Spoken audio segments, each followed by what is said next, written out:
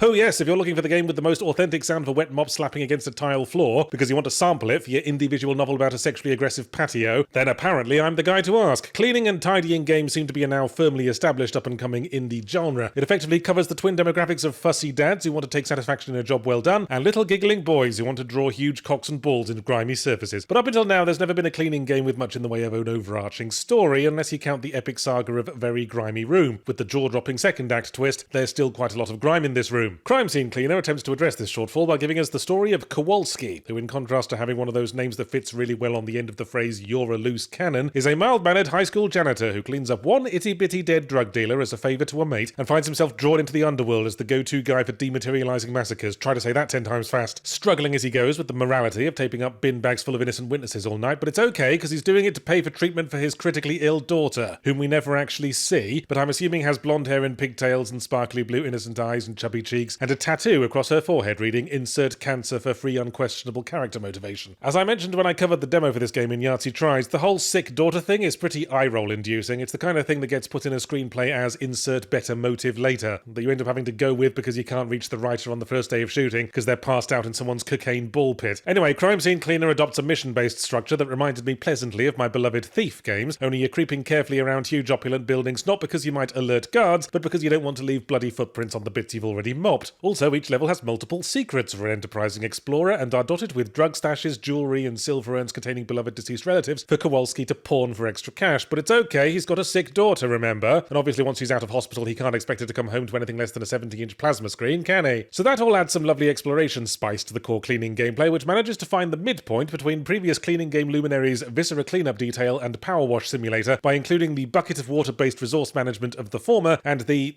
power washer of the latter. The power washer kind of sucks a big fat scrub daddy if you're not prepared to sink several missions worth of upgrade points into it. But what's a game supposed to do? Not have the inevitable fucking skill tree that means all your tools start out about as effective as a laundry pole with a Q-tip taped to the end? Even the fucking flashlight you have to unlock, and then you need to invest more points to give the battery a higher life expectancy than a 4-pack at an AA meeting. And the environments are usually pretty fucking dark, because you don't hoof corpses into your trunk at 11 in the morning, cheerfully nodding to the mailman as you pass. On the whole, I'd say the mop-slapping action doesn't have quite the satisfying visceral cleaning action that, Viscera Cleanup Detail had, but I admire Crime Scene Cleaner's greater depth of strategy. You have to figure out when a situation calls for a mop and when for the good old scrub daddy. Sure, the mop will make short work of the kitchen worktop, but the investigating officers might get weird about all the broken wine glasses. Is it better to clean first, or leave that until after you've rearranged the furniture? What combination of cleaning fluids most optimally meets the current requirements for strength, lastability, and providing an inexpensive mellow high when inhaled? I think it's fair to say Crime Scene Cleaner provides the most varied and sophisticated cleaning gameplay we've yet seen in the genre, and it's certainly worth a play to my fellow post-dad game enthusiasts. That said, for being the cleaning game that finally put some effort into the story, I wish it had put more effort into the story. The main character comes across as kind of a prick. How dare you, Yards, he's got a sick daughter. Don't I fucking know? I bet he never shuts up about it when he's at a dinner party and brings the whole atmosphere down. The witty, sarcastic asides that made Garrett seem like a dry, cool badass make Kowalski seem like a passive-aggressive twat. He'll mutter under his breath about how naughty our boss was to murder all these innocent people but never actually consider not working for the guy. There's even a level where he cleans up the body of the friend who got him this gig in the first place, and that still doesn't give him pause for thought. Them's the breaks, he murmurs philosophically, as he struggles to close his trunk on the stiffening flesh of his only established ally, like it's a stubborn suitcase in an overhead bin. You want to know the dramatic conclusion to all this? Spoiler alert. After the final story mission, our gangland boss gets arrested, not because of anything we did, and Kowalski dramatically and heroically declares, probably gonna chuck in the crime scene cleaning now, not really into it.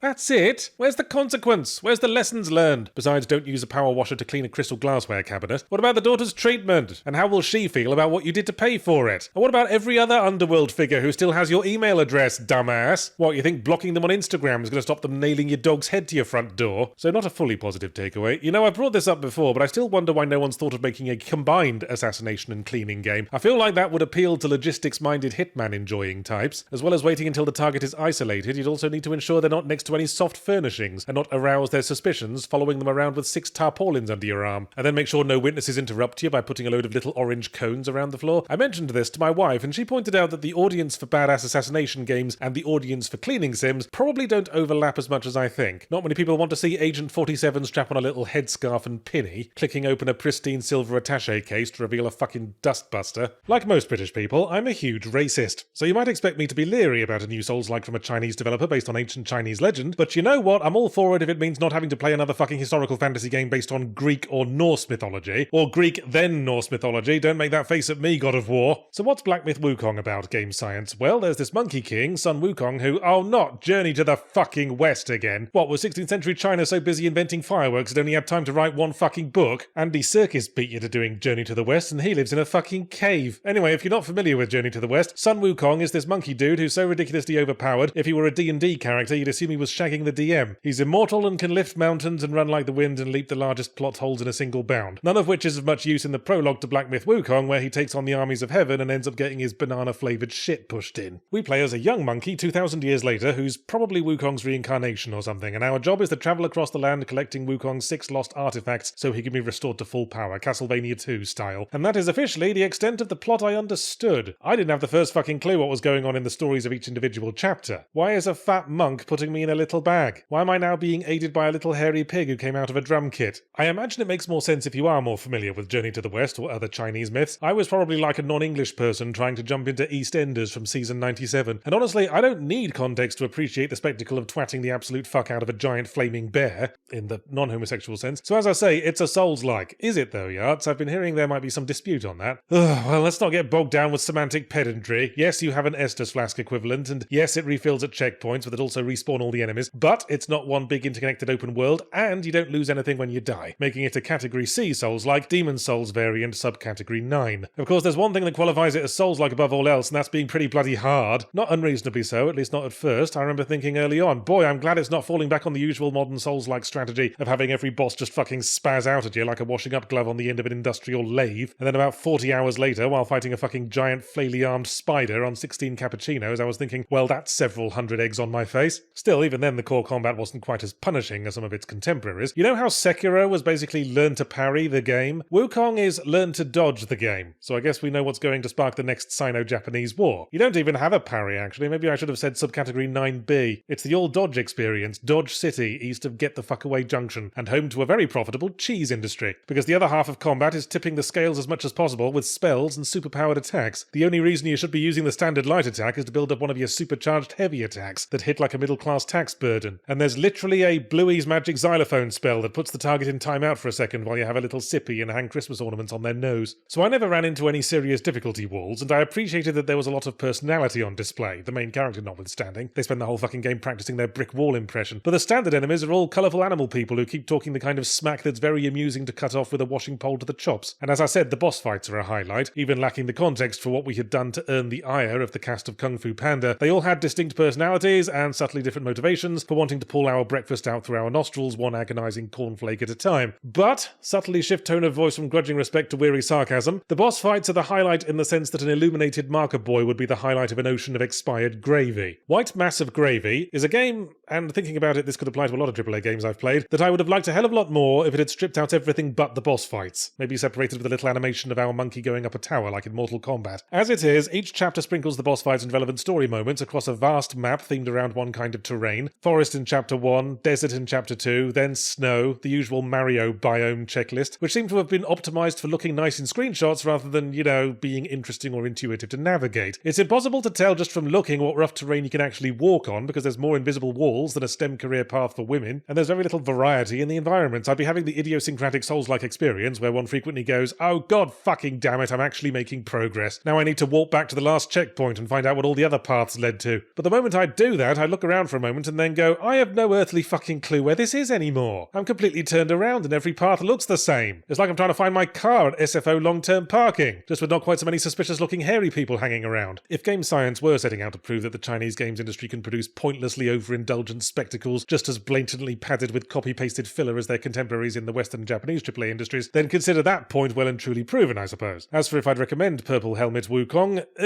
non-committal noises. Combat hits, level design misses. I'm also not a fan of how equipment works. One set of armor might have a bonus that really meshes with my playstyle, like plus 5% damage whenever I get a zone out stiffy, but the next set of armor might have something completely useless, like plus 10% defense whenever the level design doesn't suck ass. But the second set will have higher base defense stats, so I can't not equip it. It's like having to pick between a can of Coke or a can of Pepsi laced with life-saving diabetes medicine. Alright, let's say this. Yellow Taxi Wukong is the best video game I've played that's based on Journey to the West. As for if it's the best thing based on Journey to the West, that I'm iffier on. I mean, there's that old TV show for a start, and I've seen some very impressive novelty birthday cakes. In the days when I was young and the internet was a new and bewildering concept we were still fearfully hitting with mammoth bones to provoke a reaction, it was common practice for popular movies to commission licensed video games as a form of cross-promotion. This practice has all but ceased today, at least in the AAA sector, for two main reasons. Developing games now takes too long and they can't be counted on to be ready to coincide with a movie launch, and secondly, all but a very small number of such games were a load of old double-dipped dingo diapers. If you want to adapt movies to games these days, you either take the Warriors route and aim for the nostalgia crowd who don't care that both they and the property in question are about 40 years out of relevance, or you exclusively adapt IPs that we are apparently never ever going to see the fucking end of. Step forward, motherfucking Star Wars. And oh, isn't Star Wars Outlaws a match made in Coruscant? An open-world Ubisoft game set in Star Wars, we have officially reached the bland, overproduced wank singularity. This is going to be like when a storm cell meets another storm cell in the upper atmosphere and next morning nobody has windows anymore. Except with wank. I'm going to spoil some late game plot twists in the upcoming paragraph, so token spoiler warning, but don't stress about it. This is like spoiling that it's not a good idea to train a hedgehog to administer suppositories. Star Wars Outlaws tells the story of one specific Star Wars outlaw, Kay Vess, helmet-haired heroine with name straight from the random Star Wars protagonist name generator, who is a lowly street thief on a backwater world who accidentally antagonizes a slick villainous crime lord so wealthy and powerful he hires someone to twirl his moustache for him. And of course, this is the exact same setup as Assassin's Creed Mirage's protagonist, because I swear Ubisoft these days just use a Mad Lib instead of a design document and only ever change the fucking nouns. So we escape into space to become a jobbing mercenary and later on get recruited by a slick, handsome white dude for a heist against the established slick moustache-twirling villain. And not long after, while zoning out during another copy-pasted stealth mission, I thought, hey, hang on, didn't the main villain in his opening monologue that felt like a Mad Libbed version of the villain's opening monologue from Assassin's Creed Syndicate say something about growing up with a brother? Oh, bollocks, I've just predicted this game's entire plot, haven't I? And indeed I had, but I don't feel smug. It's hardly the apotheosis of nuanced storytelling. It's Star Wars, where the baddies all dress up like black sex toys and use the word scum like it's a comma. But how does the game play, yards?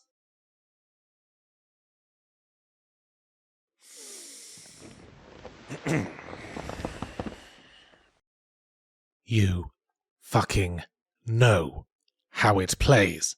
It plays like a Ubisoft open world game. As in all of them. If they'd replaced Empire with Templars and Rebels with Assassins, they probably could have called it Assassin's Creed in space, only with a lot less parkour, because the cities tend to be cramped and lacking verticality, and the open world part of the open world Star Wars game promise lies exclusively in the expansive plains of bugger all that some but not every visitable planet has bolted onto the sides of the city areas for you to spend a few uneventful minutes motorbiking across. You know what's really infuriating about Star Wars Outlaws is that I can't get particularly infuriated at any specific part of it, and that just makes me even more infuriated. It's classic Jiminy Cockthroat syndrome spread across a million gameplay mechanics and focusing on none of them. So of course you've got bland stealth based on backstabbing unaware guards with microscopic patrol routes who spent a lot of time taking inordinate interest in walls, bland gun combat about pew-pewing away with an infinite ammo blaster until you can use your Red Dead Redemption rip-off quick-draw headshot I'm bored of having to put actual effort in power once you've built up enough of what is rather ironically termed adrenaline. It somewhat undermines Kay's characterization as unconfident wayfish, oh please be gentle hostile universe Chan, I am but a small bean, when she routinely knocks out armoured men with a single punch and can trickshot the testicles off a mayfly at 20 paces. Also, there's bland-ass corridor climbing, bland anus press-the-button puzzles, bland bottom speeder racing, and bland posterior space dogfighting. Looking for the core gameplay mechanic is like being at a speed dating event for middle managers. None of them have anything particularly wrong with them, but none of them are sparking my stovetopper light either. I struggle to think of anything one could point to as the game's unique selling point. Maybe Kay's little furry axolotl friend, but that's just something midway between the bird friends in later Assassin's Creed games and the drones from Watch Dogs. Its only really useful function besides contrived puzzle scenarios is to distract guards during stealth, but she can also just whistle to lure them to the chest-high wall or tall grass, and to add further bacon bits to this pointlessness potato, you might as well not even bother with stealth in the first place, because direct combat isn't hard, takes less time, and whether you lulled their henchmen to gentle sleepy time with scented chloroform pillows, or stabbed them all through the eye sockets with rolled-up photographs of their murdered children, is apparently a matter of indifference to the game's various crime lords, who will just keep giving you chances to prove your loyalty, even after you've betrayed them so many times you're basically using their spine as a knife tidy. Oh yeah, the faction system, that could be a USP. Well, SP, well, P certainly. You do side jobs for the various gangs to improve your standing with them. But the question I kept coming back to was why? Why should I care how many stars are next to my name in Jabba the Hutt's Crush diary? I thought about doing it so they'd let me wander around their territory unmolested so I could more easily complete certain critical path missions, but then shooting them all in the face proved a lot quicker. There's a recurring mechanic where you go to a food vendor, watch an elaborate animation of your dish being prepared, and then complete a prolonged sequence of QuickTime events to watch Kay and her pet Boglin eat it, or stare longingly at it if you fail to hit the buttons. And I wondered why this was happening, unless there there was a very bored designer on the team who was a huge fan of both Monster Hunter and self-denial. But then I realised this was the game's defining moment. Massively over-designed and completely pointless. One for Star Wars fans would be the faint praise with which most reviewers would now damn Star Wars Outlaws. There's even a very fan-servicey bit where Darth Vader shows up for all of 5 minutes to piss all over the game's established villain and go, hey, bet you wish you were playing something with interesting characters like me in it, like it's a fucking Charles Atlas advert. But frankly, I don't even know what a Star Wars fan is anymore. No one could possibly be a fan of absolutely everything with Star Wars on it now. It'd be like being a fan of, I don't know, pieces of paper. Come watch our announcement stream to hear about all the wonderful new pieces of paper we're preparing for Q4. One of them might have a willy drawn on it. Where Warhammer 40k is concerned, I'm like a manically depressed kangaroo. Up and down. And probably not the best person to be left in charge of moving the little figurines. At first I thought it was cringeworthy macho edgy teenager bullshit where they just took a bunch of Tolkien-esque fantasy races and stuck bionics into them till they looked like electric whisks jammed with Play-Doh. But it gained a certain amount of charm when I came to the understanding that there's also some irony at work. I did some research on the Warhammer wiki, and when it goes on about orcs talking in absurd phonetic Cockney accents and being genetically closer to a fungus than a humanoid race, and there's a million billion squillion of them and they bite each other's faces off as a greeting, one gets the impression that the author writes with eye-rolling self-awareness, like a parent assuring their child that yes, their drawing of a 9-legged horse is worthy of display in the Galeria Uffizi. But I also wonder if everyone who appreciates Warhammer 40k, and indeed a lot of Warhammer 40k itself, is entirely on board with the irony thing. Take Space Marines. I have one main question.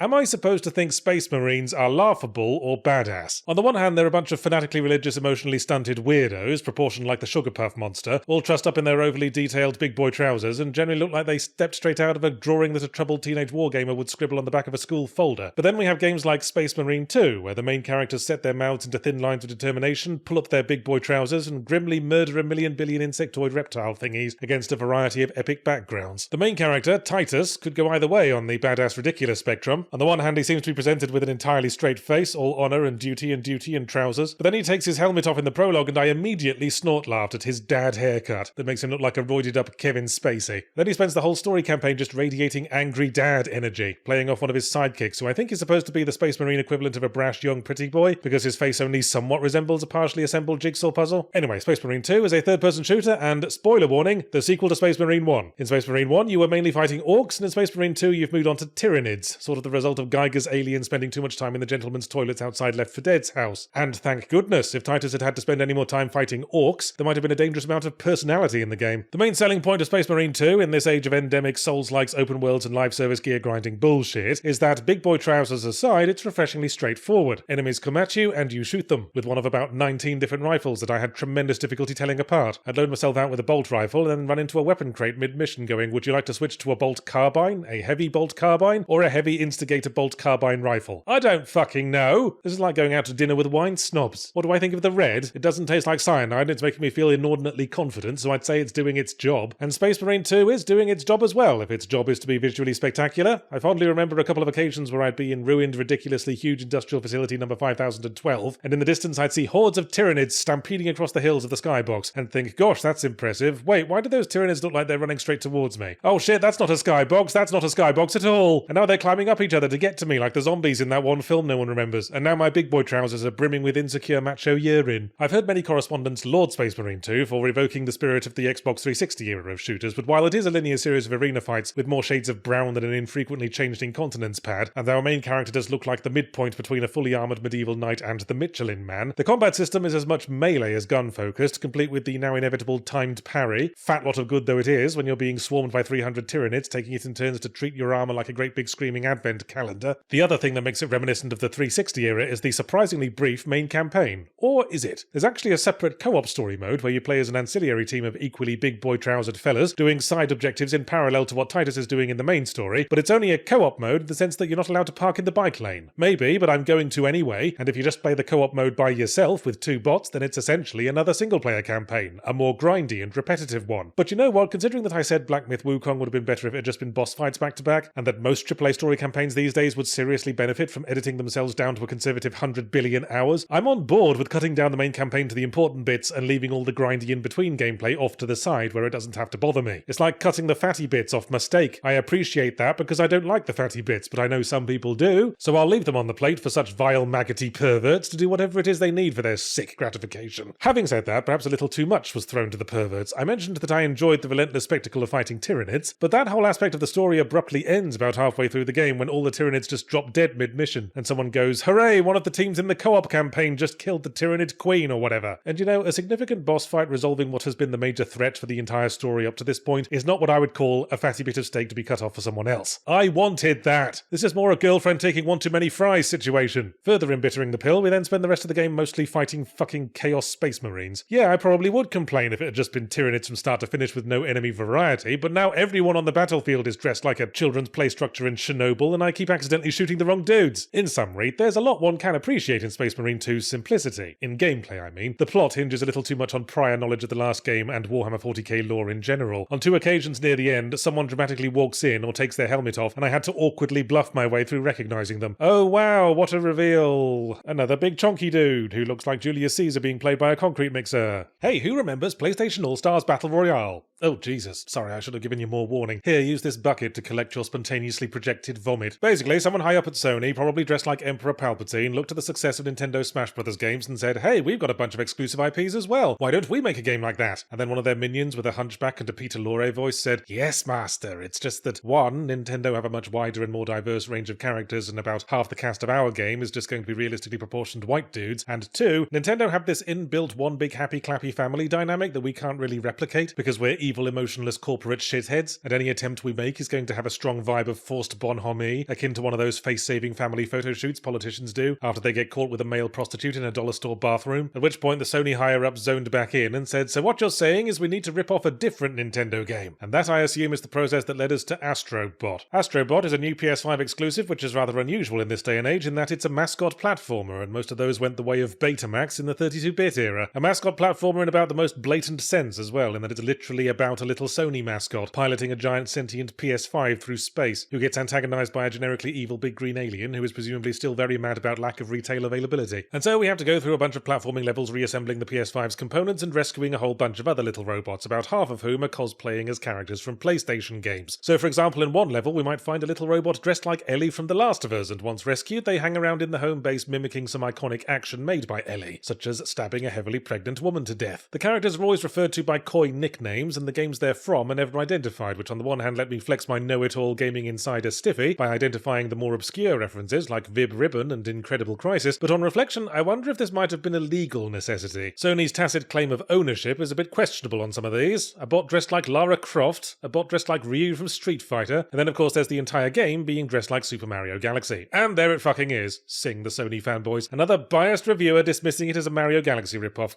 I expected better. Okay, explain how it's different to Mario Galaxy, Sony fanboys.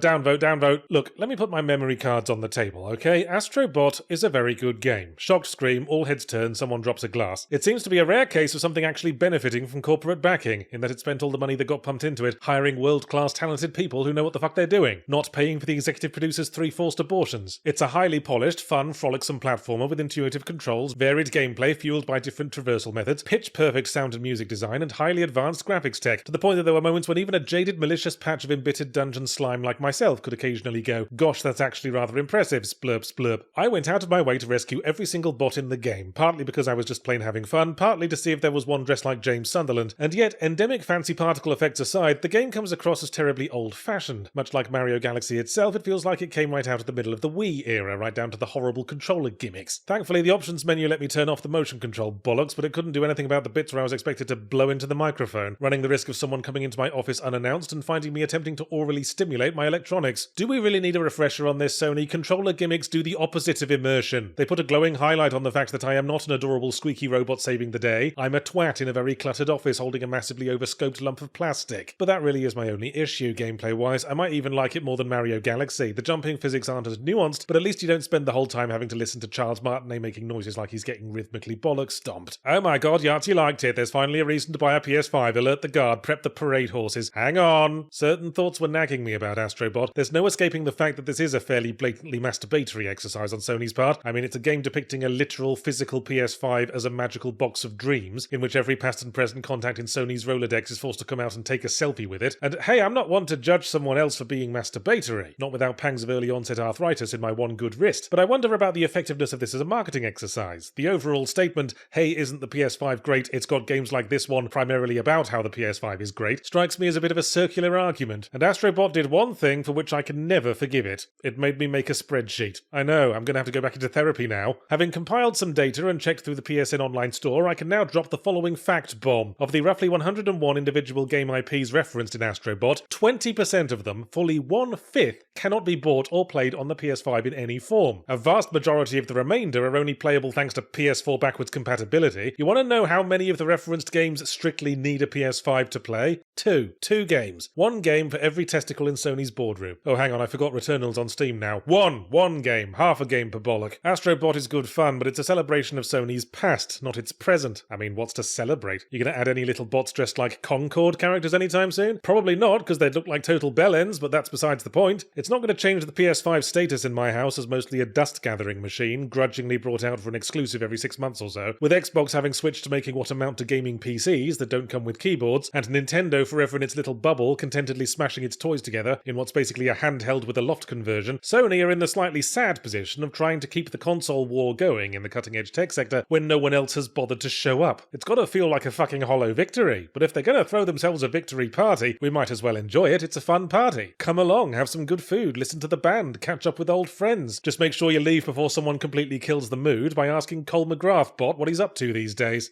With the AAA industry continuing to be analogous to an elderly syphilitic dairy cow that had to be harnessed to the ceiling after its last functioning leg fell off, the rest of the year's looking pretty bleak for milk enthusiasts. But it's fucking A1 Prime Cut season if you're into remakes and remasters. We've got Silent Hill 2 coming up, Lollipop Chainsaw Remaster, Epic Mickey Remaster. I'm sure that'll appease the fans who are clamouring for that, possibly even both of them. And of course the Dead Rising Deluxe Remaster, or Drr. And it occurred to me that while I've reviewed Dead Rising 2, 3 and 4, I never did the original because it predated Zero Punctuation. Surreal to think of anything predating Zero Punctuation, besides the fucking Cretaceous period. You want to know how old Dead Rising 1 is? When it first came out, people complained they couldn't read the tiny whiny HD text on their CRT televisions. That's how old. Also, they couldn't hear the audio very well because of the fucking Spanish Civil War going on outside their window. I'm very fond of the Dead Rising series, and the original is one of the best. Despite its age, there still isn't anything much like it, and I like the way almost all its idiosyncrasies sprang fully formed right out of the gate. You play as Frank West, daring photojournalist who's covered wars, you know, and who looks, and I say this with affection, like every single part of his face got stung by bees at the same time. Frank helicopters himself into the heart of a zombie-infested Midwestern town and ends up stranded at the weirdly massive shopping mall. He's got 72 hours before his ride comes back to pick him up, and whether you spend that time following the critical path of story missions to uncover the truth behind the catastrophe, or piss about in a gingham dress ramming your tricycle into the shins of the undead, is entirely up to you. I suppose you could call it a sandbox, but only if the sandbox in this metaphor has had all the sand replaced with used heroin needles and angry drunken sailors, because the game is wantonly, some might say gleefully, unfair. You start out with 4 measly health points that a crowd of zombies can chew through in seconds. You're obliged to escort survivors along circuitous routes back to base who all have the self-preservation instincts and pathfinding ability of a moth in a disco. And then there are the unique psychopath boss fights against quirky people who all went off the deep end when the apocalypse started, are all weirdly physically large, and can all stun-lock you like you're a swing ball set. But you know something? I find Dead Rising quite easy. Why? Because I've played it a lot. And having done so, I know to hightail it to the coffee shop as soon as you leave the security room, to grab 3 orange juices and the secret katana from the top of the awning. It's a game almost unique in the way it's built around learning and experimenting. You can restart the game at any point with your levels and upgrades still intact, just to drive that point home like a gumball machine into a decomposing solar plexus, but I had an even easier time playing Drr because of all the little gameplay tweaks filing its more blatantly unfair points down. Okay, for the people like me who enjoyed the original and who need to get out of here quickly to replace their catheter bags, let's go over what remaster means in this case. Well, there's a lot of focus on the visuals. It's replaced all the characters with high-def models that make Frank look somehow even more disquieting, with all the extra pores and wrinkles giving everyone a vibe of suffering from severe dehydration. They've also added autosaving, marginally less moronic NPC pathfinding, and made Frank's special moves easier to crack off. The dodge roll in particular making it a lot easier to escape stunlock hell. Now it's one button press. Dodge rolling, high difficulty. Is Dead Rising a Souls-like now? If coffee creamer counts as Estus maybe, and if Frank could be persuaded not to chug the whole gallon in one, the fat bastard. I'm pretty sure the damage on the mini chainsaw has been nerfed. That was always my go-to. It used to fuck up psychopaths like a Dead by Daylight balance patch. It's a tad bit chippier now, and there are a few notable changes reflecting a desire to switch the drive shaft to manual from problematic, if you catch my drift. You no longer get bonus erotica points for taking pictures up the skirts and down the cleavages of frightened female survivors, thus depriving the one female main character who hangs out in the safe room with her tits hanging out of the one thing that made her not completely bloody useless. And there's a mandatory psychopath fight near the end against a weirdly physically large Chinese man that's been changed to yet another weirdly physically large white American dude. Comes to something, when even the over-the-top gonzo disembowel zombies in your underpants games can't be a bit cheeky as well. In all seriousness, yay for acknowledging past dodginess, I suppose, but the way you do that is you put a hand-wringing disclaimer at the start, putting Speedy Gonzales in the proper context of its time. You don't remake the whole thing with Speedy Gonzales wearing a bowler hat and talking in a Glaswegian accent. Get out of here with this Star Wars Remastered Edition revisionist history bullshit. So all that aside, how does Dead Rising 1 hold up? Well, there's still a lot I like. I get the sense the mall was mapped out before the designers figured out how the game would work, and that's probably why every time you escort a survivor home you have to take them through one specific door, a warehouse, around an S-bend of shelves, up an elevator, across a rooftop, round the garden path and up a passing rhinoceros's bum crack. It lends an adorably janky experimental feel, like student filmmakers trying to pass off various angles of the corner of their dad's unfinished basement as the depths of an alien-infested moon colony. Even with the steps to make the game easier and the removal of racist bits so you don't keep dropping your controller to clutch your pearls, I imagine it'll still be punishing for completely new players used to modern games, leading them around by the nose with big obvious objective markers pointing directly away from hungry zombies' mouths, and frankly that thought makes me titter. But while I still like the Dead Rising formula, I think that formula was perfected in Dead Rising 2, with the addition of combo weapons. Without that, the process of learning to maximize one's offensive potential consists of figuring out where the mini chainsaw respawns and then spending the whole game making weird braying sounds with your lips, and the air kinda goes out of Dead Rising 1 near the end of the main story when the special forces arrive. Who'd have thought a game largely focused on sailing across oceans of zombies on the good ship Lawnmower would lose something after all the zombies bugger off, to be replaced by a load of spongy gun-toting fun police? Fact is, the existing Steam version was fine, with visuals that didn't bounce around the uncanny valley like a ping-pong ball made of grotesque wrinkly flesh, so from a philosophical perspective, I question the point of this whole revisionist remastering process, especially with a subject whose original appeal lay largely in innovations that have since been improved upon. Boy, what an interesting game, one might say. I wonder how future games will build upon these ideas. Well, I imagine they'll milk it for sequels for a while until one cuts out all the unique idiosyncrasies for the sake of broader appeal and turns the main character into an insufferable cockwomble. Oh, you're such a buzzkill, causality. Those of you who've been following me for a while, who own that mysterious van that's always parked outside, will know that I am presently a father to very young children who have to be settled down for bed every night, and since the Patent Office rejected my chloroform security blanket concept, I have to make do with reading them children's books. Oh yes, I've acquired a lot of opinions on children's books. I bet the bloke who wrote Harold and the Purple Crayon wasn't the one in charge of cleaning the playroom walls. And is it me, or is the central theme of the pout-pout fish that existential depression can be cured by being forcefully sexually assaulted? Perhaps this is why I was drawn to The Plucky Squire, a debut video game by a new indie studio, centralising the concept of a children's picture book that comes to life. Not to be confused with The Pluck Esquire, which is a video game about a lawyer who plays the ukulele. The fuck was that, Yart? Never mind. In universe, The Plucky Squire is a series of children's books about Jot, a squire in a generic children's fantasy world who could best be described with a word that means gutsy and tenacious in a slightly patronising way. One of those really annoying children's books that will use up an entire double-page spread on like 3 words and a silhouette of a castle. And I'm not asking everything to be Where's Fucking Wally, but I just don't think that can be economically sound. The game opens with us exploring Jot's daily life in a top-down, very Zelda 1-esque sort of gameplay arrangement, very convincingly drawn in a nicely animated Ligne Claire sort of style, like a minimalist Tintin book. He goes about what promises to be a pretty bog-standard day in his life, gets up, gets sent on a quest by a good wizard with a severe disinclination to leave their house, kill about 19 goblins, and thwart the plans of the evil wizard. Thwart being a word used to describe what heroes do to the plans of evil wizards, and nothing else. But a wrench is thrown in the thwarting process when the evil wizard reveals that he's discovered they're living in a children's book in which he is destined to inevitably fail, and so in an effort to rewrite the book to render himself unthwartable, he casts Jot out of the book into the cluttered bedroom of the book's owner, where he becomes a slightly off-putting, fully 3D render of himself, like a minimalist Tintin movie. Can Jot use the various objects he finds while exploring the child's desk to return to the world of his book and more decisively thwart the— oh, he did that while I was talking. Yes, we return to the book almost immediately, but can now use the power to come and go from the book to solve puzzles by manipulating the pages and fiddling about with the words. So on one page there'll be some text saying a massive guard was blocking the way, and on another it'll say a tiny ant was pushing a crumb. So if you pull out and swap some of those words around, you can change the reality of the story and finally teach that arrogant crumb who's boss. That's what I might hesitantly call the core puzzle mechanic of Plucky Squire. There are others, about 300 of them to be precise, but more on that later. Plucky Squire is pretty visually impressive. That's probably why my computer sounds like it's having an asthma attack when I run it. The world of outside the book is nigh photorealistic, and the attention to detail on all the plant pots and crafting supplies is jolly impressive. It's like I've been shrunk down into a little ant and forced to navigate that one table in PT with all the pills and shit on it. The simplistic art of the children's book parts feels very authentically like something a hack artist would scribble out to meet the Christmas deadline, and the transition from 2D to 3D gameplay is nice and seamless. It's also very solidly written with some good gags, and it clearly took a leaf out of the Thomas Was Alone Stanley Parable Shawshank Redemption playbook, i.e. that very few narrative experiences can't be enhanced by the addition of a warm, reassuring narrator voice. Maybe if a Serbian film had been dubbed over by Morgan Freeman, all the baby rape would have been a lot less harrowing. All in all, it's very professionally put together. The Plucky Squire, I mean, not the baby rape. Gosh, thanks, Yart! Well, don't get overexcited, Plucky Squire. You might spill something from that massively overloaded tray of game mechanics you've got there. And now we're getting to it. Let me be clear. Everything that comes from the premise of messing with a children's book to affect the story is great. Replacing words, tilting the book to slide objects around, leaving the book and going over to a Magic the Gathering card, to secure a bow, to bring back to the the book,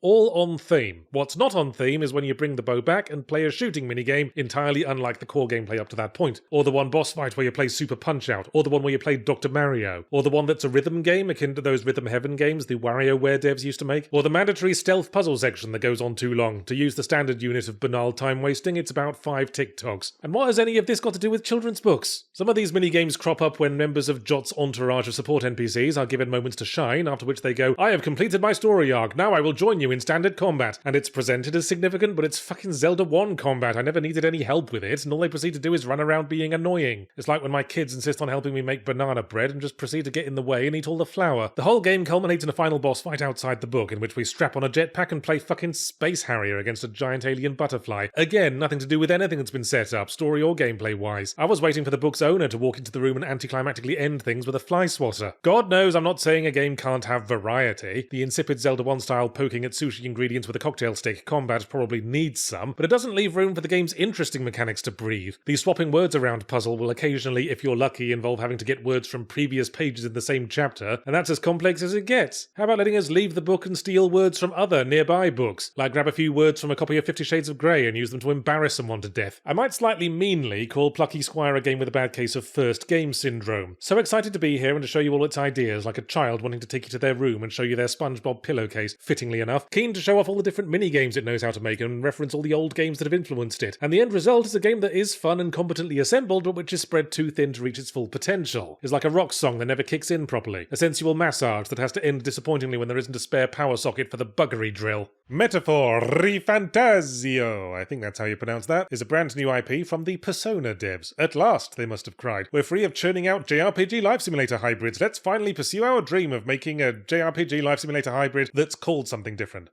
Take it you got sick of waiting for the Persona 6 green light. How dare you, Yarts! Didn't you notice we changed the names of some of the spells? So now the fire spell is called Bot instead of Aggie. I guess that makes more sense. I, for one, have never had a fiery Aggie after a Lamb Vindaloo. Also, our new game is set in a fantasy world, which I guess doesn't change much besides decreasing your chances of getting laid. Yeah, I was going to bring that up. Considering the Persona devs have never seen a perving on the girls in the bath scene they didn't like, Metaphor has a surprising lack of horniness. Well, having said that, it is anime, so there's still the default amount of horn. Your support character is a fairy in severe need of trousers, and the first female party member wears leggings so tight she couldn't take them off without turning her birth canal inside out. But there's no romancing your social contacts, no gratuitous swimsuit chapter, and the only bath is a frumpy wooden bucket that your character sits in by himself, like a puppy confused about how his water bowl works. Talk about losing your lust for wife. Ooh. The fantasy setting loses some of the stylishness that came with Persona's groovy, trendy modern setting. Yes, there's still a lot of flair in the interface and shit, but the monsters are mostly generic goblins, dragons, wolves, etc. that don't the slightest bit resemble the subconscious demons of sex pest volleyball teachers. And the battle music, instead of being, say, the best fucking song in the history of audible sound, is more a generic bombastic orchestral affair with a vocal track that sounds like an opera singer falling down a very long staircase. So it's a much less sexy affair across the board, I'm afraid, and yet still has the spirit of Persona, because you have to play it for about 8 hours to get to what the game's actually fucking about. Here's the cliff notes. The fantasy world's population is split between multiple tribes that are all super racist against each other. They're all pretty anime people, it's just some have cat ears, some have elf ears, some have sparkly eyes, nothing that'll put you off buying their big titty mouse pads. In this time of turmoil, a gigantic anime bastard, in the usual model, pale, smug voice, looks a bit like Farrah Fawcett, murders the king and curses the prince to eternal sleep. As the prince's childhood friend, you join a secret mission to assassinate the anime bastard, as he's trying to seize power and thus break the prince's curse. But just before you can stab him, a fuck-off giant stone dad appears in the sky, and goes, "Hey, none of that coup d'etat and assassination rubbish, we're doing this properly or not at all. Whoever has the most public support in about 6 months gets to be king, and I'm gonna keep watching for any funny business." Well, this was unexpected. Magic Dad enforced democracy. So one major dungeon later, we and our party load onto a fucking tour bus and must go around the country solving problems and building support on behalf of the comatose prince, as the anime bastard and various third parties do the same. And that's what the game's actually fucking about. Campaign trailing during election season. Gosh, this is fucking timely, isn't it? I particularly like the part where the insane dude who blatantly tried to seize power in a violent coup still somehow has about half the country's popular support. The usual Persona time management gameplay ensues, with you splitting your days between dungeon crawling, building relationships, and doing activities that up your social stats, namely in this case, courage, imagination, wisdom, eloquence, and tolerance, implying that the protagonist starts out as a cowardly, boring, ignorant, inarticulate racist. Ooh, even more timely. Full disclosure, I haven't haven't had time to finish the game, 'twas ever thus with JRPGs, but I'm really hoping it turns out we were the prince all along, or another legitimate heir, because after we've done all the bloody work to become the people's choice for king, seems a bit dumb to then go, psych, I'm abdicating in favour of someone who's been comatose since childhood. I hear you learn a lot about statecraft from pissing in a tube. How Metaphor differs from Persona is that you don't have personas. That's why it's called Metaphoria Phantasmabollocks and not Persona Narnia edition. Instead, you have archetypes, a fairly complicated concept. Let me think how to explain. It's the job system for Final Fantasy V.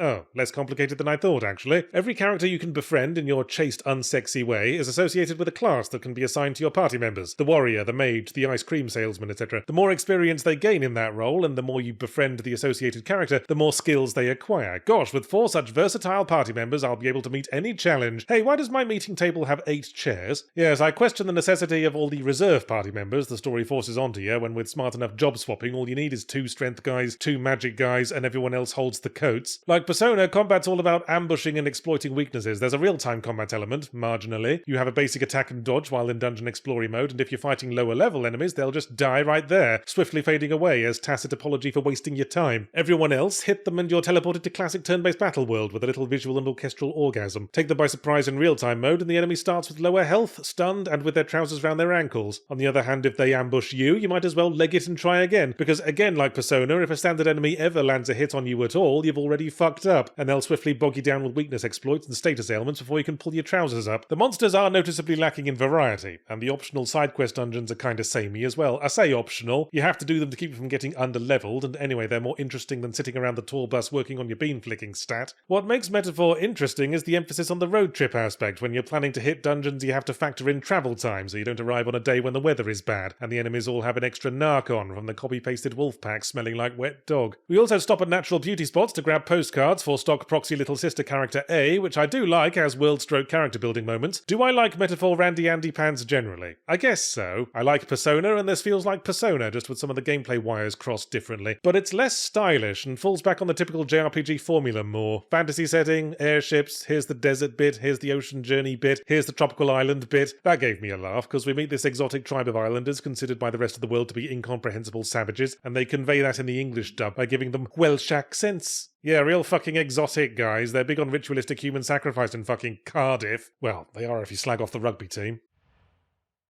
Could have been worse.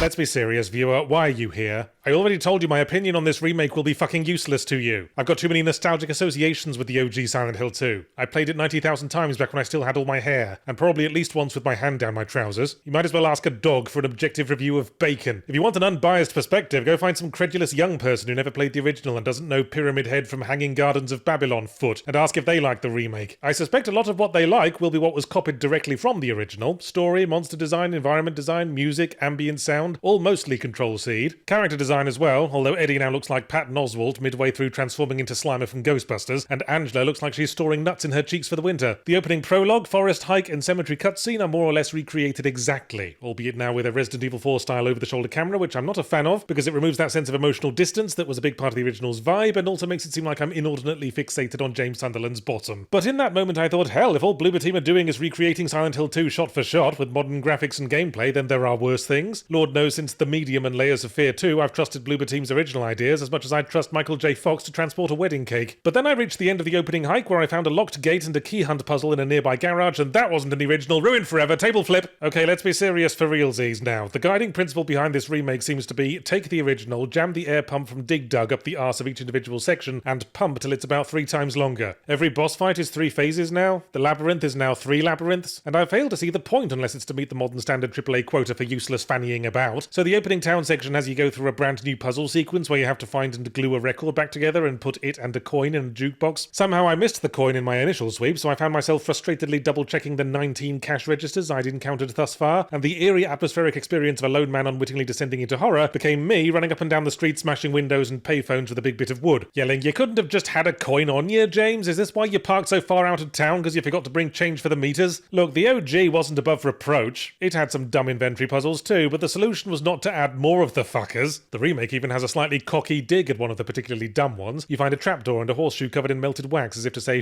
yeah, like that would work. But people who live in glass houses, Bloober Team, probably shouldn't get undressed during daylight hours. Some of the dumb puzzles have just been changed laterally in ways I find bewildering. Like in the OG, at one point you fish something out of a drain with a hook on the end of a bit of hair that was the only thing in an empty box locked with 5 different mechanisms in a room belonging to a grief-stricken man whose daughter died. Yes, one wonders why James couldn't use a random bit of string, but you got a little side story out of it and it was all on theme. Meanwhile, Remake has the fish hook drain puzzle as well, except you use a random bit of string. The box with the 5 locks is still there, but as part of an entirely different puzzle, and it turns out to be actually empty. And then James gives the camera a stupid look as if to say, oh, got me again, Spooky Town. If Bloober Team's intent was to, broadly speaking, recreate Silent Hill 2, then I'd say they fucked up because the vibes are off. The town seems more aggressively hostile towards James, with monsters literally smashing through walls to get to him like the fucking Kool-Aid Man, where in the OG it was more of a cold, impersonal, oh, are you still here, liminal space sort of vibe, where the monsters were just kind of hanging out, and the most intense boss fight was Pyramid Head walking slowly around an empty room, possibly in search of an extremely sturdy hat stand. Was that better? Not necessarily. I do like the more intense combat experience. The way James can keep wailing on monsters long after they stop moving, occasionally making freaked out noises like me noticing a spider in the bath, really helps emphasize his complete lack of action protagonist credentials. I think the game's too generous with items. By the end I had enough health drinks to take a bath in the fucking stuff, and I'm both shit at dodging and prone to pressing the heal button by mistake, because it used to be the map button and I've got the sense of direction of a dude with an upturned wheelbarrow on his head. But the OG gave you too much stuff as well. I always took that as part of the town's mind games. Have all the health and ammo you can carry, because absolutely none of it's gonna help you, mate. But let's get serious, really, for realsies now. If you're here because you want my permission to like the Silent Hill 2 remake, then fine, you have it. It's a perfectly good horror game. Don't know how many points Bloober Team get for copying someone else's homework, but if you did miss out on the original, it'll give you a nice filling horror dinner. Meanwhile, from my unashamedly biased die-hard fan's perspective, the remake has done what modern remakes so often do, taken something unique and made it more like everything else. James feels flatter as a character because he's played more as generic, mumbly, standard protagonist man, with an arse like 2 textbooks on an ironing board. Also, I've often lauded the OG Silent Hill 2 for having next to no jump scares. It doesn't need them to give you the willies. It effectively builds a sense of cold, oppressive background willies, like After Hours at the Dildo Repair Shop. Meanwhile, the Silent Hill 2 remake has jump scares up the butt, and I don't like it when willies jump up my butt. Mannequin monsters suddenly springing to life was scary at first, but after 90,000 fucking times, the returns diminish somewhat, and when you see that used band-aid-like flesh quivering in anticipation behind a coat rack for the umpteenth time, one's reaction becomes more, oh, for crying out loud. I told you I don't want a subscription to Kick to the Face monthly. Not for the first time, I might question the point of remaking something that was already perfectly good, and once again the obvious answer comes back that it's the good ones that make money, and it's not like we're in this for creative fulfillment or anything. Hey, you know what game does have jump scares? Silent Hill 1. Why didn't you remake that first? That you could improve upon, because the plot was cheesy, the voice acting was like a table read at the methadone clinic, and the graphics now look like a Lego dog turd on the back of a rusty shovel. Or as Konami's executive suite would call it,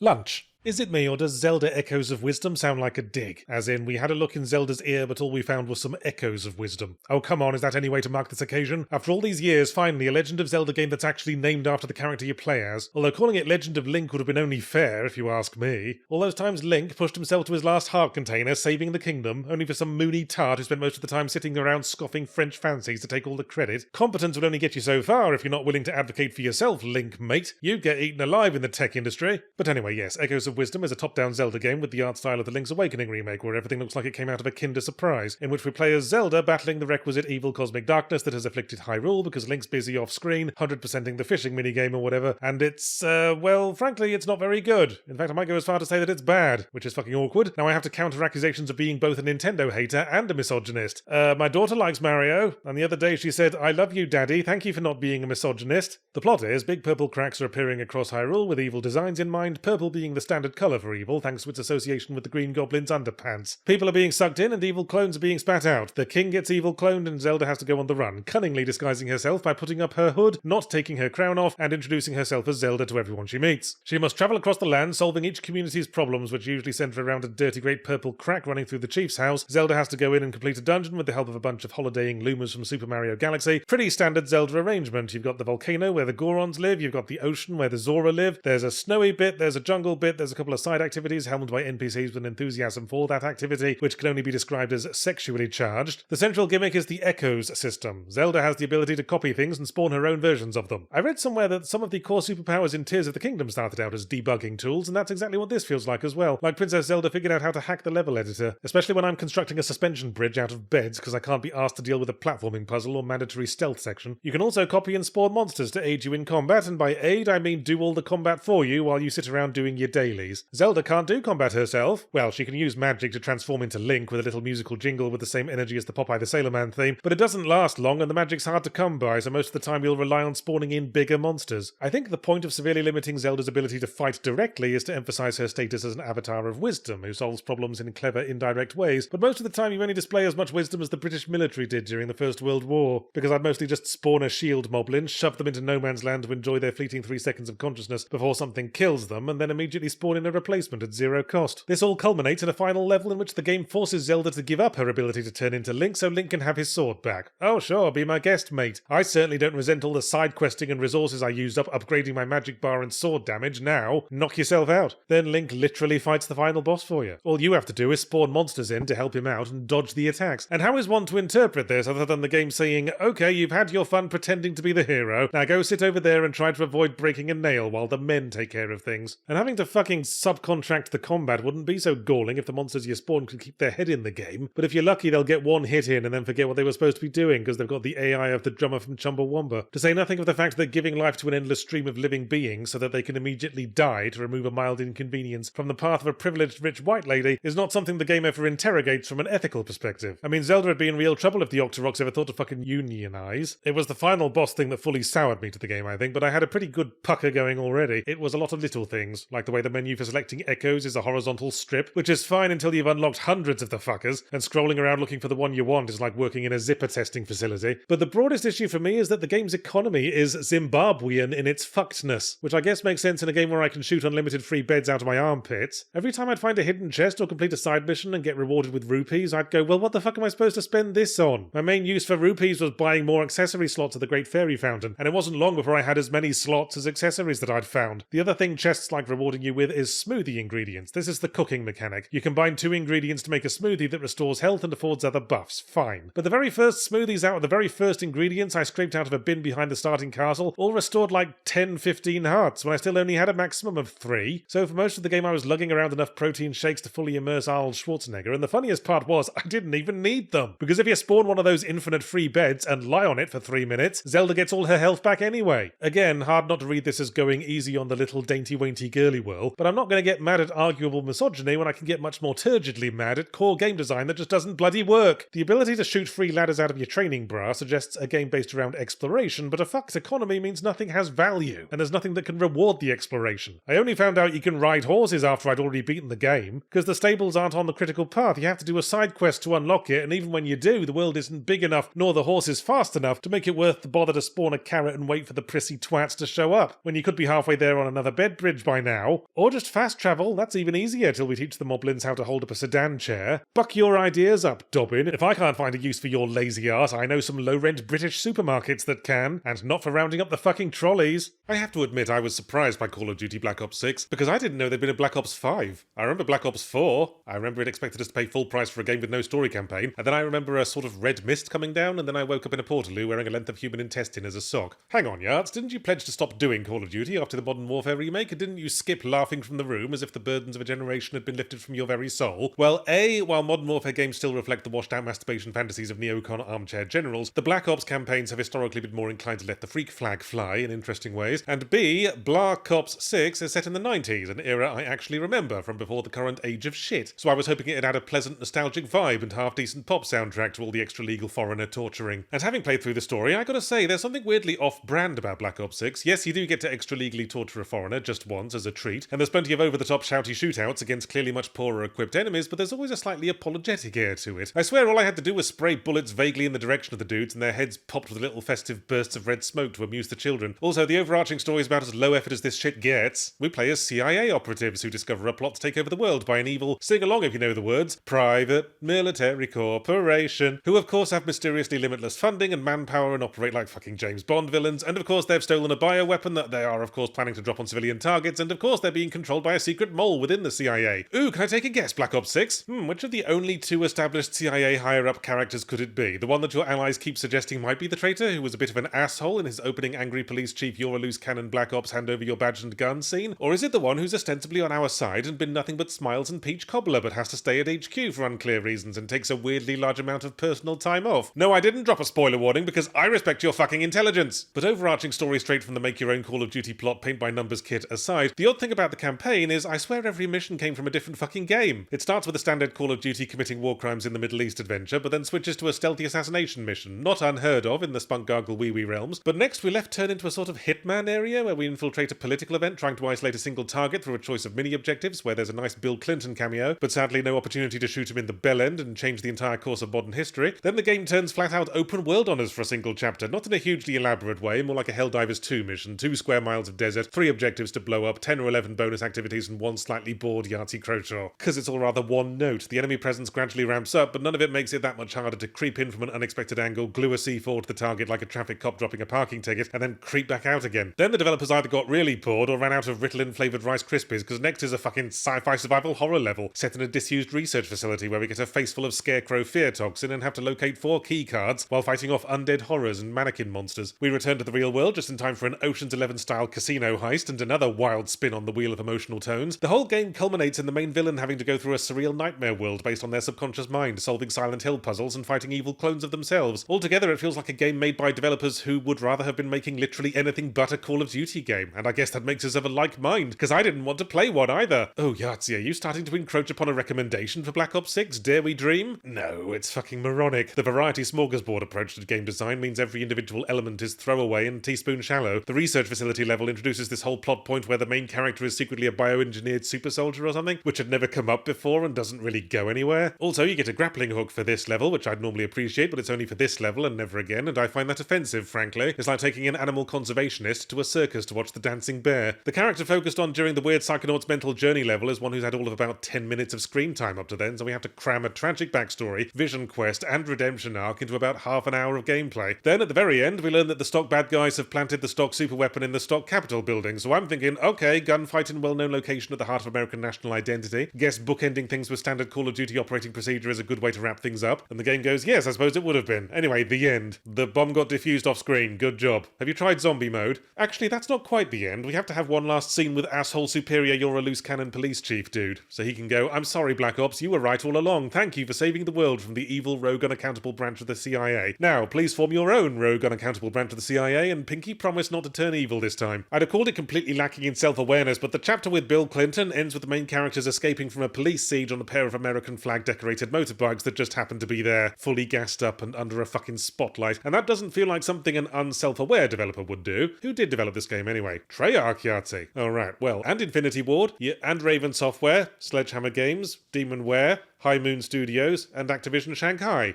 Well, that rather sheds light on... And Beanox.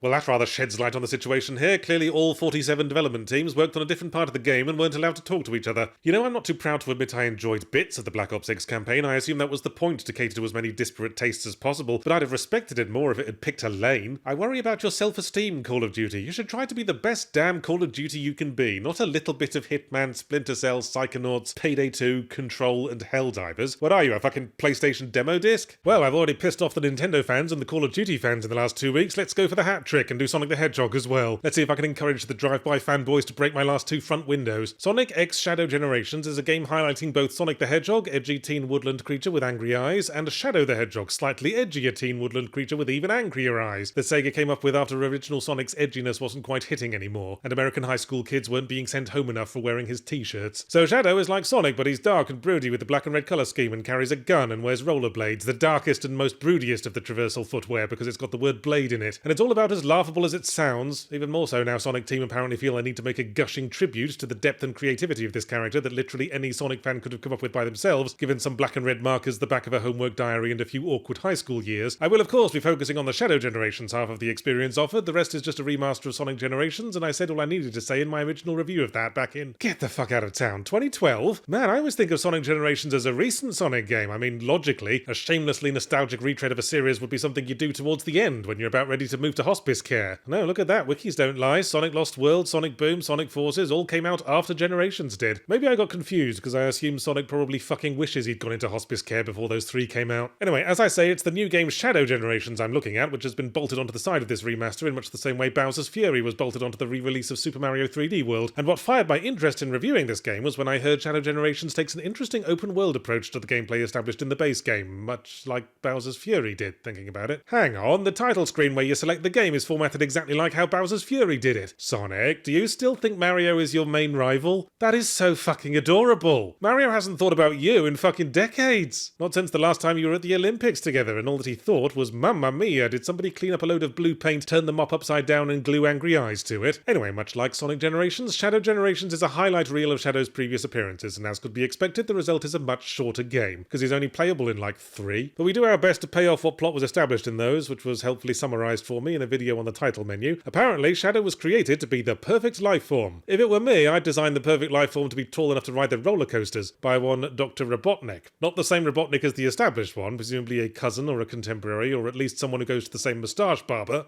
And there was me thinking this was going to get needlessly confusing. The Doctor had a doe-eyed young daughter with whom Shadow had a slightly suspect relationship, and I guess it was her dying that sent him down the path of being dark and broody and listening to Linkin Park. Which is what makes it funny when temporal fuckery causes her to show up in Shadow Generations and Shadow acts like an embarrassed teenager when his parents come to pick him up from the school disco. Also, Shadow's got the DNA of an evil alien who you can tell is evil because they're purple, the established evil colour, and their goal was to tempt Shadow over to the side of painting himself purple, and that whole dynamic plays out basically the same as it did before, along what passes for Shadow Generations' plot. You start out in the Sonic Generations trademark White Void. Actually, I don't think you can trademark a White Void, but if you can, the fucking printer paper people will have you set for life. And through completing standard 3D Sonic-style levels, the hub world gradually manifests until you've got a veritable Disneyland of terrain and platform challenges. Only one of the piddly little Disneylands, mind, because there's only 4 levels for the hub world to connect. So to pad things out, you have to do both acts of the level and then go back to do some extra challenges like collect X amount of rings or sing along faultlessly to the Black Parade for 1 minute before it lets you into the boss fight. But if you're into 3D Sonic gameplay, it's all more excuses to do it, I suppose. I'm not, for the record. 3D Sonic levels are like going down a partially completed water slide with a custom device mounted to your head, incorporating a set of blinkers and a boxing glove on a spring aimed at your face. I always hate the way it obliges you to collect hidden tokens, when it refuses to let you backtrack or move the camera or do anything that might interrupt the ongoing white noise of spectacular high-speed stunts that you are only allegedly in control of, like a recent graduate student with their life. The levels in Shadow Generation still have your hunt tokens, but only 3 per level, and they're only for spending on boxes in the hub world that unlock concept art and music tracks. And the moment I realised that, I went, oh thank fucking Christ, I don't give a shit about any of that. Now I can breeze through the levels, not worrying about collecting any stupid tokens, feel the wind in my hair and the crickets in my teeth, which I of course appreciate because I'm a hedgehog and therefore insectivorous. Nom nom nom nom nom. As I say, the open world hub expands the more levels you complete, but the effect of that is by the time the whole thing's unlocked, there isn't much left to do. The hub just isn't big enough to give you that Sonic Frontiers sense of cathartic freedom. By the end, your traversal powers amount to run on water, run on different kind of water, and glide like a bored summer camp attendee on a zipline. I tried getting into the open world spirit, but I felt like I was pissing around in a skate park by myself because all my friends were in remedial school. So my summary is a resounding lack of consonants. You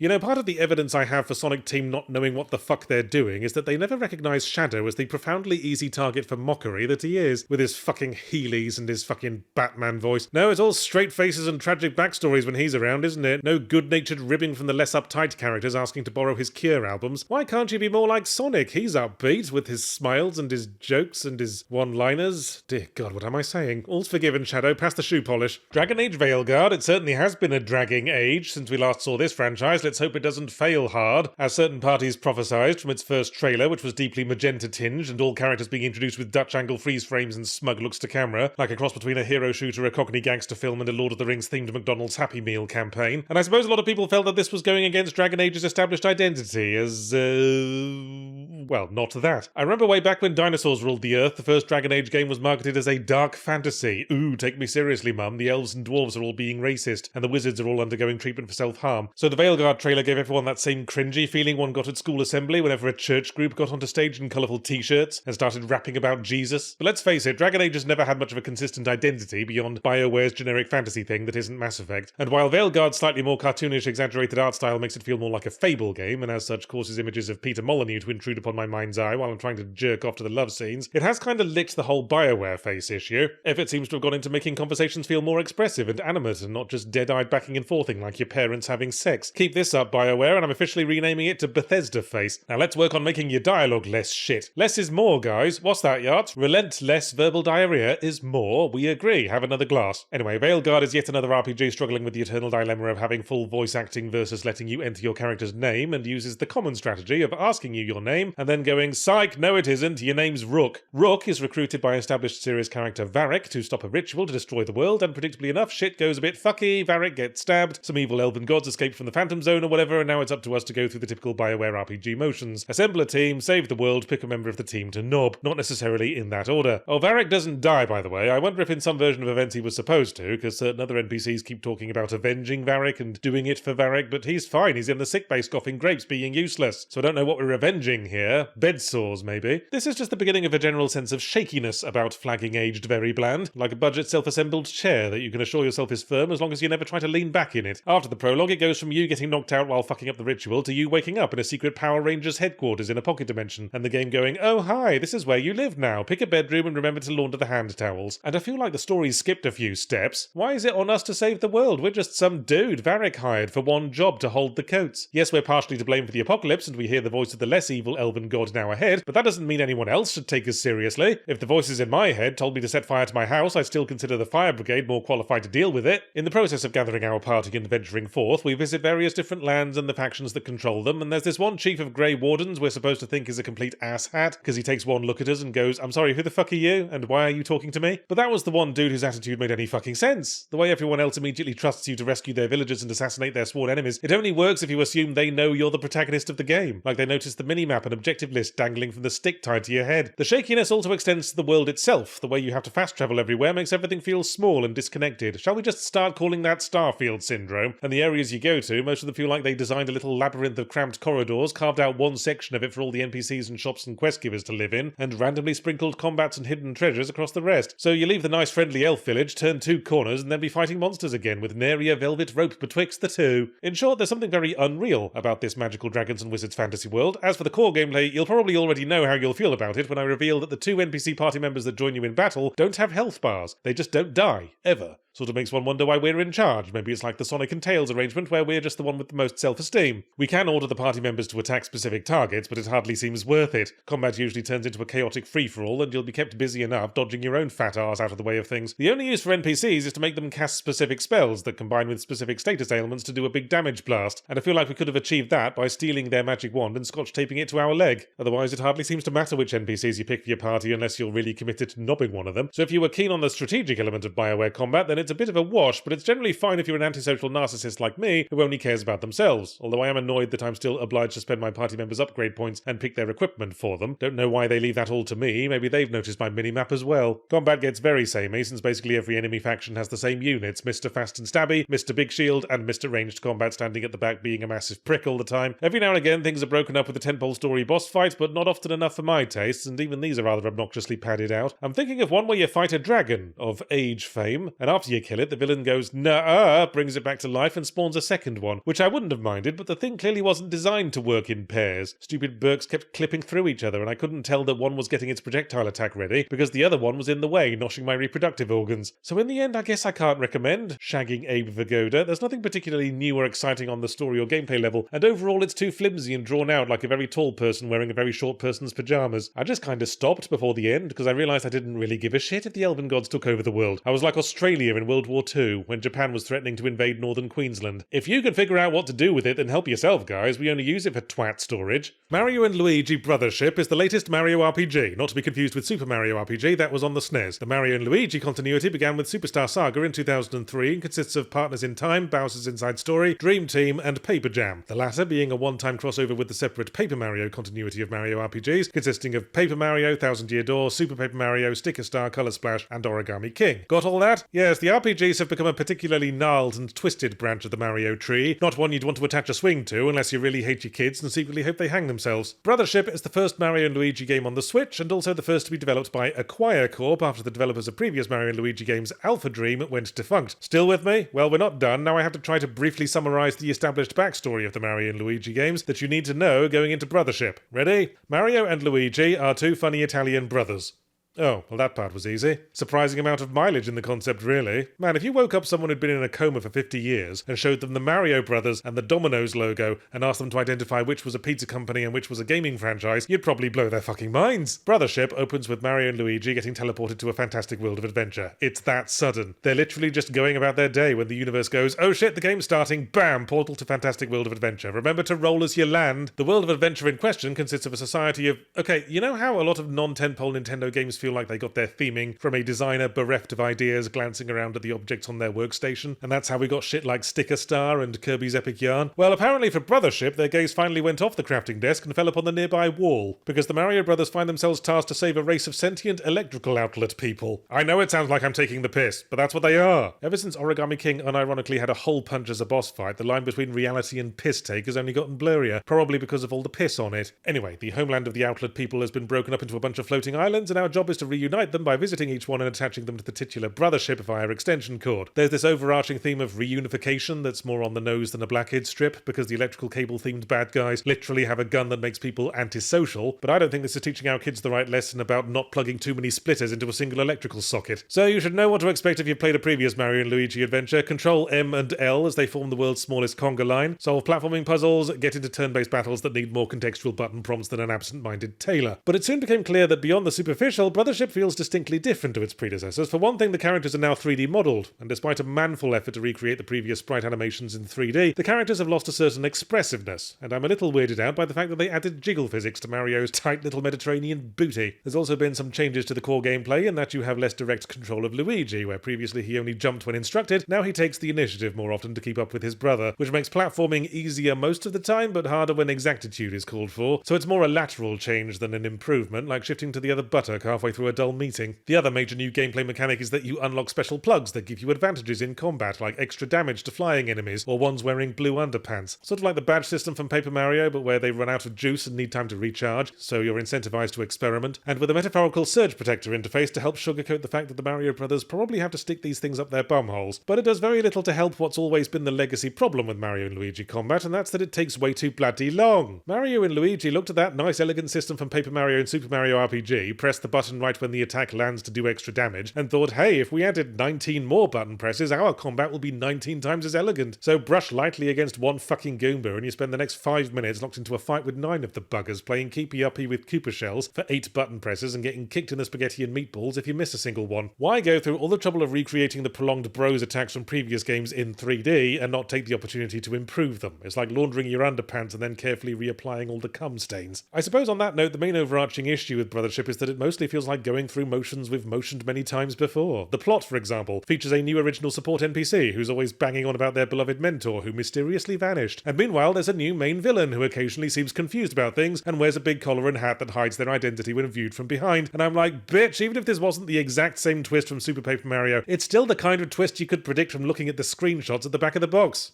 The box, children. It's a sort of hard plastic wallet thing they used to sell games in. The system for navigating the map on the titular Brothership by switching to currents is new to the franchise, but is also the exact midpoint between the map traversal methods from Zelda Phantom Hourglass and Zelda Spirit Tracks. Having to wait for the ship to get to destination so you've got free time to pursue side quests and the like is something I'd normally appreciate in a game like this, but not when the side quests are all really bloody boring. Wait a minute, I think I've just had an epiphany. It's so clear now. That's why playing the game felt like a chore. That's why I started skipping side quests and hurrying through the critical path. It's because it's a really bloody boring game, with too much prolonged samey combat, little variance in the environments, and the telltale stretch marks of needless padding. I mean, when you get to the 4th sea, the game goes, oh no, 2 of the islands you've already collected broke off, and you just have to hook them up again through exactly the same method as before. Which certainly does smack of a game desperately thinking about baseball to sustain itself for a few more thrusts. Guess we'll leave it there then. Really bloody boring, don't recommend. Aggregate that, Metacritic. Slitterhead, as well as being very concise instructions for a brain surgeon, is a new Japanese horror game that comes to us from the creator of the original Silent Hill, ooh, and the original Forbidden Siren, slightly more divisive, ooh. And obviously I needed to check this out. I'm always down for a new survival horror, that's why I've been nailing dead ferrets to the front door of Bear Grylls' house. But now having finished Slitterhead, I'm not sure I can recommend it to my fellow survival horror enthusiasts, it containing very little in the way of survival, or ultimately horror, making it a decisive new addition to the genre. It is a very weird game, and I like to think of myself as a champion of the weird. The weird has an important place in the world. A lot of people tell me dead ferrets are weird, and their place is the front door of Bear Grylls' house. Anyway, the premise of Slitterhead is that you are a bodiless spirit hovering around in contemporary Hong Kong who can't remember where they came from or why they're there, but they do remember that they really hate Slitterheads, which are a race of sinister monsters who possess the bodies of humans and eat their brains. So we have to counter them by possessing the bodies of humans and making them fight to the death. It's cute when we do it. Slitterhead's arrival will probably cheer up Messiah and Driver San Francisco, the only two previous noteworthy titles in the criminally underweight genre of possess-em-ups, which I think has much untapped potential as a core mechanic. It'd be great for avoiding cock-up cascades in a stealth game. You get spotted by guards, you just gleefully watch them pound the clueless twat you used to be from the safety of a nearby squirrel. But the reason why I omit survival from the survival horror label is that survival to me implies resource management, and the only resource you manage in Slitterhead is the one thing planet Earth will never be in shortage of: slack-jawed generic twats. The core gameplay is melee hack-and-slash combat, and initially I found it annoying. Enemy attacks send you flying, so it's easy to get stun-locked. There's this elaborate parry system where you can deflect one incoming attack, which is a fat lot of good when there's 4 of the buggers swinging their uncircumcised foreskin-like heads around. But the combat clicked when I realised that if I'm getting overwhelmed, I just hop out of my current dude, possess one on the other side of the room, and shove an uneven baseball bat made of frozen blood right up my tormentor's unsettling phallic arse. Duh, Yahtzee, the tutorial flat out tells you that newly possessed guys have a buff, and if you're not rapidly body switching, you're playing it wrong. Alright, so I'm a slow learner. Your mum never complains when she's giving me cunnilingus lessons. Shitter Toilet successfully makes the most of its core possession idea. Generally, before you fight a Slitterhead, you have to chase it down, and it's very satisfying to watch them sweatily sprint away at full pelt, panting and whimpering and knocking obstacles down in their wake, not realising you've already possessed someone around the next corner, and are poised to crack him in the teeth with a stick. Finally, video games have captured the experience of being in a droopy cartoon. The other main thing you do is identify disguised Slitterheads concealed as random citizenry, and the game borrows Siren's iconic sight-jacking mechanic to help you do that. But the samey environments render it kind of pointless. Ooh, looks like the target is standing in a dark, grimy alleyway talking to a smoking man in a vest. Do you have any idea how little that narrows it down?